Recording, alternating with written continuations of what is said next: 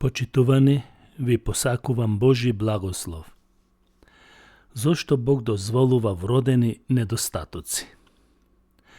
Конечниот одговор на ова тешко прашање е дека кога Адам и Ева сгрешија, како што е опишено во првата книга Мојсеева, тие ги внесоа злото, болеста и смртта во овој свет. Оттогаш, гревот предизвикува страшни последици врз човечкиот род, врз сите луѓе.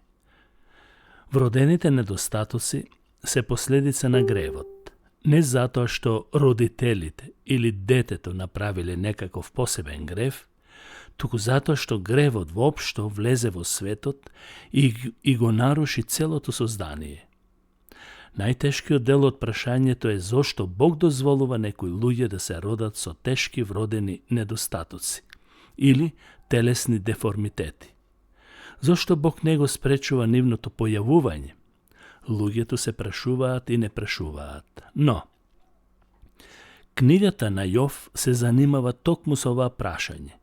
Зошто Бог дозволува да се случат некои нешта што човекот не може да ги разбере? Во книгата читаме дека Бог му дозволи на ѓаволот, на сатаната, да му направи речиси се најлошо на Јов, освен да му го одземе животот. Каква беше реакцијата на Јов по ова прашање? Тој вели, и да ме убие, пак ке се надевам на него. Тоа е прифаќање на Божиот суверенитет. Јов знае дека Бог не греши и затоа се потпира на неговата безгрешност и дозвола. Исто така рече, Господ даде, Господ зеде, нека биде благословено името на Господ.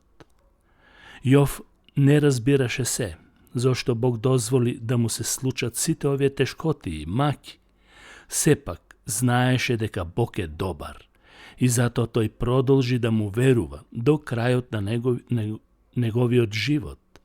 На крајот, таква треба да биде и нашата реакција. Бог е добар, Бог е праведен, полн со љубов и милостив.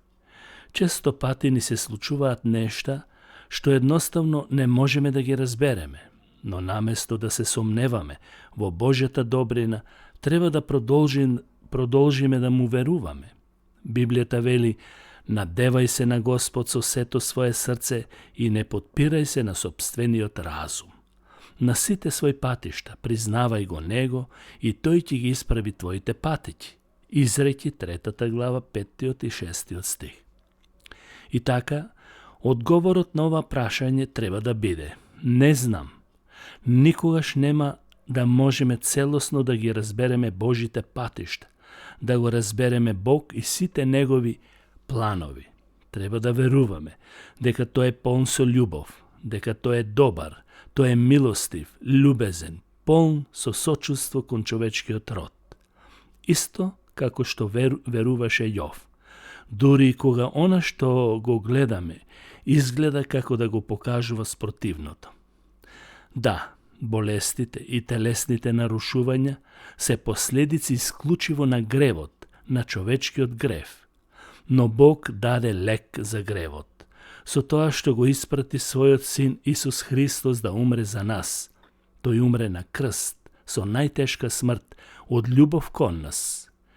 И затоа апостол Павле во Римјаните 5 глава 8 стих вели, но Бог ја покажа својата љубов кон нас со тоа што Христос умре за нас додека уште бевме грешници.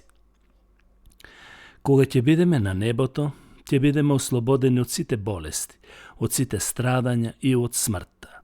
До тој ден ќе мора да живееме во свет погоден од гревот и да се соочуваме со неговите последици. Сепак, можеме да го славиме Бог затоа што Тој може и ќе ги употреби вродените недостатоци, страдањата и другите трагедии за наше добро и за Негова слава. Пример, во Евангелието според Јован 9 глава, 2 и 3 стих, има еден настан за еден човек слеп. Неговите ученици го прашаа: учителе, кој сгрешил, тој или неговите родители та се родил слеп? Исус одговара: ниту тој сгрешил, ниту неговите родители, туку ова се случи за да се покажат Божите дела врз него. Овој одговор на Исус јасно покажува дека не треба секој телесен недостаток или болест да се поврзува со некој посебен грев на човекот или на неговите родители. Понекогаш Бог дозволува нешто што ние не го разбираме, но преку тоа може да ја покаже својата сила, својата љубов, својата милост и слава. За Негова слава секогаш. Во небото ќе нема вродени недостатоци. Поверувај во Господ Исус Христос и ќе се спасиш ти и целиот твој дом. Амин.